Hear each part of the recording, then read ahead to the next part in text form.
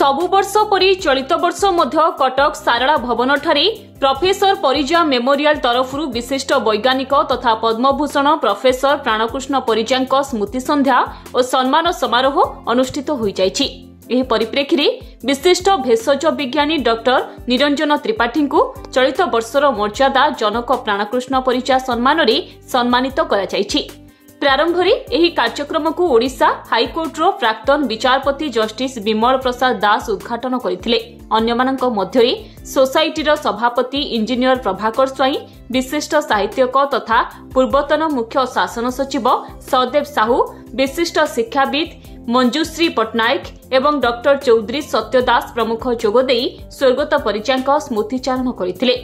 उद्भिद जगत को वैज्ञानिक परिजांक अवदान अतुलनीय बोली उपस्थित अतिथि माने निजर प्रतिक्रिया कहिथिले। वैज्ञानिक प्राणकृष्ण परिजा जड़े अंतर्जातीय ख्यातिसंपन्न उद्भिद वैज्ञानिक समग्र पृथ्वी पृष्ठ में जो गवेषणा थिला परिजा ब्लैक्समैन थ्योरी सी विशेष आदृता लाभ करथिला एवं सी आम उत्कल माटीर सुजोग सन्तान जड़े जोगजन्म बरपुत्र थे।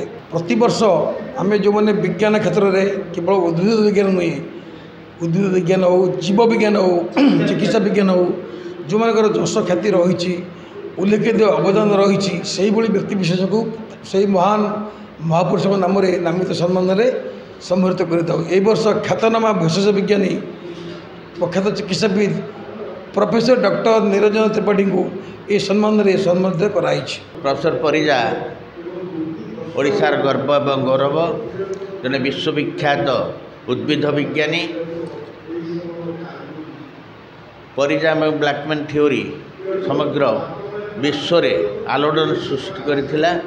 से महापुरुषंकर जन्म जयंती 1978 मसीह ये सोसाइटी पालन करुच्ची एवं ये अनुष्ठान सहित 1982 मु संपृक्त एवं प्राय 15 वर्ष धरी मु यार अध्यक्ष व सभापति पद अधिष्ठित होती। कटकरू विश्वजित नायकଙ୍କ रिपोर्ट धरित्री लाइव।